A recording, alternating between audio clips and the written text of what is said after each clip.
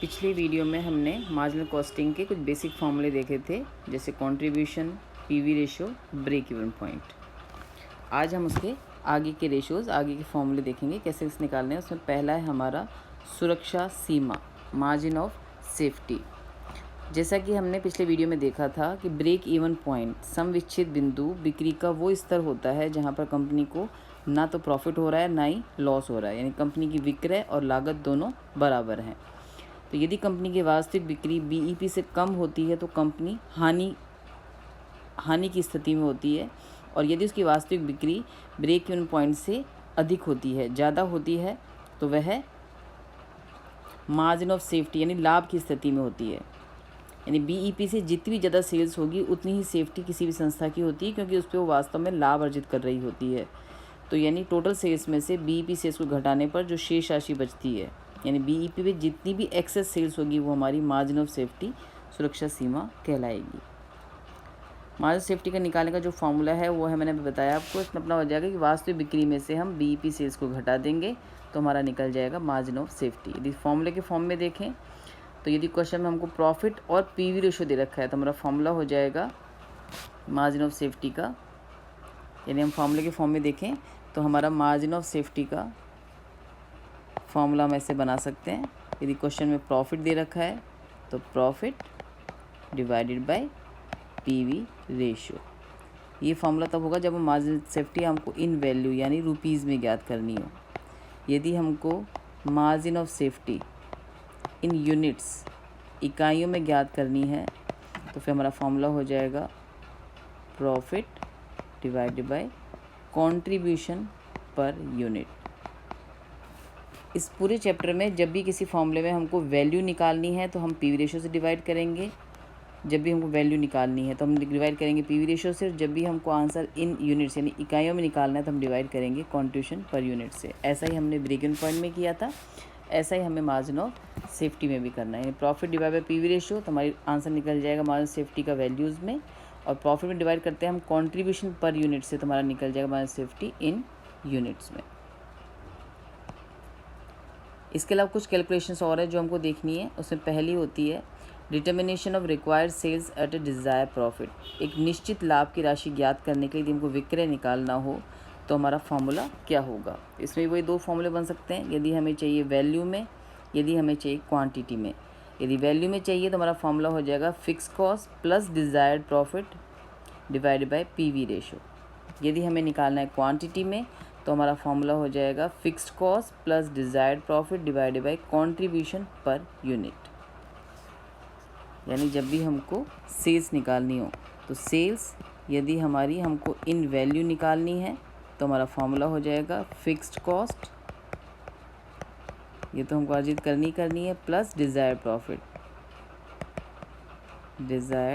Profit कितना हमको लाभ कमाना है divided by PV ratio.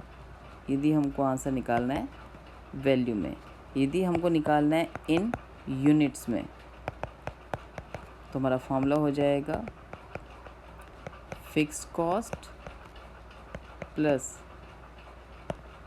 Desired profit divided by contribution per unit. कभी कभी हमको जो डिज़ायर प्रॉफिट वो हमें दे रखा होता है आफ्टर टैक्स, जबकि हमको फॉर्मूले में बिफोर टैक्स चाहिए होता है, टैक्स से पहले का। तो यदि क्वेश्चन में हमको आफ्टर टैक्स दे रखा हो तो पहले हम निकालेंगे प्रॉफिट बिफोर टैक्स। जो भी डिज़ायर प्रॉफिट है वो डिज़ायर प्रॉफिट हमको प्रॉफिट बिफोर टैक्स निकालना होगा। तो हमें क्वेश्चन में यदि हमको प्रॉफिट आफ्टर टैक्स दे रखा है तो पहले उसको हम डिवाइड कर देंगे 1 माइनस टैक्स रेट से। यदि हमको प्रॉफिट आफ्टर टैक्स गिवन है तो उसको 1 माइनस टैक्स रेट से हम डिवाइड कर देंगे तो हमारा निकल जाएगा desire profit before tax. Desire profit before tax निकल जाएगा, तो हम यहाँ पे जो डिज़ायर प्रॉफिट लेंगे वो हमारा बिफोर टैक्स आता है। तो पहले हम बिफोर टैक्स निकालेंगे, फिर हमको फॉर्मूले में ऐड करना है और फिर हमें निकालना है। जैसे यहाँ लिखा हुआ है fix cost plus desire profit. Desire profit को पहले हमने डिवाइड किया 1 माइनस टैक्स रेट से, तो हमारा बन जाएगा ये बिफोर टैक्स प्रॉफिट। उसको फिर हम डिवाइड करेंगे पीवी रेशियो से। ये हमारे फॉर्मूले हैं जब हमको एक निश्चित लाभ की राशि के लिए सेल्स निकालना हो वैल्यू में या फिर इकाइयों में। अगला है हमारा फॉर्मूला विभिन्न विक्रय मात्राओं पर लाभ की गणना। यदि हमको एक पर्टिकुलर लेवल की सेल्स दे रखी है और उस पर हमको प्रॉफिट निकालना हो तो हम कैसे तो यहाँ पे प्रॉफिट निकालने के लिए हमारा फॉर्मूला हो जाएगा सेल्स, यदि रुपीज़ में दे रखा है तो sales into PV ratio minus fixed cost. तो सेल्स इंटू पी रेशो, तो जैसे हम रेशो से इंटू करते हैं तो ये हमारी राशि क्या कहलाती है, कंट्रीब्यूशन कहलाएगी। फिक्स कॉस्ट लेस करते हैं हमारा निकल जाएगा प्रॉफिट, यदि पॉजिटिव है तो लॉस, यदि हमारा नेगेटिव है तो।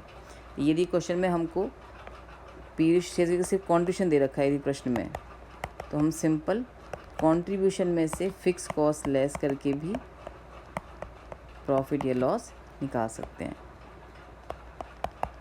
और यदि क्वेश्चन में हमको रेशो या सब चीज़ नहीं दे रखी है तो हम सिंपल जो अपनी इक्वेशन होती है कॉस्ट शीट की, यानी इसमें से हम वेरिएबल कॉस्ट और फिक्स कॉस्ट दोनों को घटा देंगे तो भी हमारा प्रॉफिट लॉस निकल जाएगा। तो सिंपल इक्वेशन तो हमारी है कि वेरिएबल कॉस्ट से फिक्स कॉस्ट घटा देंगे तो हमारा प्रॉफिट निकल जाएगा।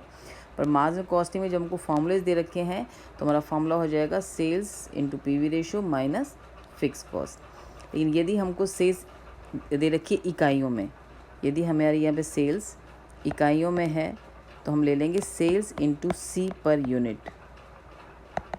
यदि हमारी सेल्स इकाइयों में हमको दे रखी है तो माइनस फिक्स्ड कॉस्ट। वैल्यू में है तो हमको इंटू करना है पीवी रेशो में, यूनिट्स में है तो हमको इंटू करना है कंट्रीब्यूशन पर यूनिट से, माइनस फिक्स कॉस्ट हमारा निकल जाएगा प्रॉफिट उस विक्रय के स्तर पे।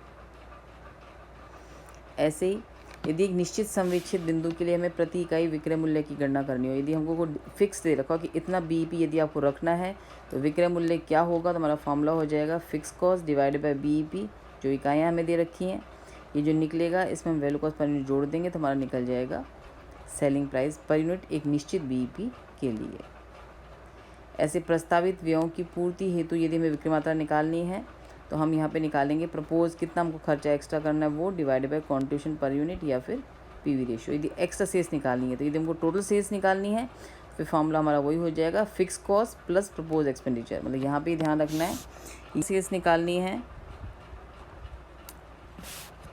फोर्थ में यदि हमें एक्स्ट्रा सेल्स निकालनी है तो हमारा फॉर्मूला हो जाएगा propose expenditure divided by contribution per unit या पीवी रेशो। रुपीज़ निकालना है तो यदि हमको टोटल सेल्स निकालनी है तो हमारा फॉर्मूला हो जाएगा fix cost plus propose expenditure divided by contribution per unit या फिर पीवी रेशो। यदि विक्रय मूल्य की कमी को पूरा करने के लिए हमें आवश्यक मात्रा की गणना करनी हो, यदि विक्रय मूल्य में हम कमी करना चाहते हो और ये भी चाहते हो कि हम हमारे बीईपी हमारा चेंज नहीं हो, वही स्थिर रहे, तो हमें कितनी एक्स्ट्रा सेल्स करनी होगी, तो फिर हमारा फॉर्मूला हो जाएगा fix cost plus profit divided by new selling price minus V, यानी नया कंट्रीब्यूशन या नए पीरियड हम डिवाइड कर देंगे तो आपका निकल जाएगा कितनी सेल्स हमको एक्स्ट्रा करनी है। तो ये वो फॉर्मूले हैं जो हमको ध्यान रखने हैं, यानी बेसिक फॉर्मूले जो आपको ध्यान रखने हैं उसमें आपको ध्यान रखना है फॉर्मूला कंट्रीब्यूशन का, जो हमारा फॉर्मूला होता है सेल्स माइनस वेरिएबल कॉस्ट या फिर fix cost plus profit. Second formula जो हमको ध्यान रखना है वो है हमारा पीवी रेशो का, जो फॉर्मूला हमारा होता है contribution divided by sales into 100। और तीसरा फॉर्मूला जो मेन हमको ध्यान रखना है, जो बेसिक तीन फॉर्मूले हमारा ब्रेक इवन पॉइंट का, इसका फॉर्मूला हमारा हो जाता है fixed cost divided by PV ratio यदि हमको निकालना है वैल्यूज़ में, या फिर fix cost divided by contribution per unit यदि हमको निकालना है इकाइयों में। एक फॉर्मूला और है इसमें, मिश्रित संविच्छेद बिंदु। यदि हमें एक से अधिक स्तर की सूचना दे रखी है, एक से अधिक डिपार्टमेंट की सूचना दे रखी है, तो फिर हमें कंपोजिट ब्रेक इवन पॉइंट निकालना होता है। तो फॉर्मूले हमारे वही हैं, सिर्फ सभी सूचनाओं को हम जोड़ के इकट्ठा कर देंगे, उसको कंपोजिट कर देंगे तो हमारा फॉर्मूला हो जाएगा composite fix cost divided by composite PV ratio या फिर कंपोजिट कंट्रीब्यूशन पर यूनिट।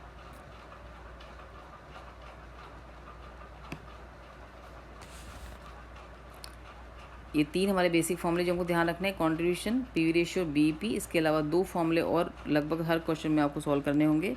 उसमें एक अपना होता है sales to earn a desire profit, जो यहाँ पे दे रखा है fix cost plus desire profit divide P ratio condition per unit, और एक हमको निकालना होता है प्रॉफिट, जिसका फॉर्मूला हमारा हो जाता है, जो सेल्स दे रखी है वो sales into PV ratio minus fix cost, और यदि हमारी सेल्स इन यूनिट्स इकाइयों में दे रखी है तो इनटू सी per unit minus fix cost. ऐसे ही sales to earn a desire profit, यदि हमको निकालना है प्रश्न में तो फॉर्मूला हमारा हो जाएगा fix cost plus desire profit, जो हमारा हमेशा बिफोर टैक्स होना चाहिए, डिवाइडेड बाय पीवी रेशो या फिर कंट्रीब्यूशन पर यूनिट, जैसे भी आप क्वेश्चन दे रखी हो। बिफोर टैक्स का तरीका मैंने बताया था आपको, बिफोर टैक्स में निकालेंगे desire profit divide by 1 minus tax rate. अपने बेसिक 5 फॉर्मूलों को हम देखेंगे नेक्स्ट वीडियो में क्वेश्चन लेके कि कैसे हमें सॉल्व करना है। आज के लिए इतना ही।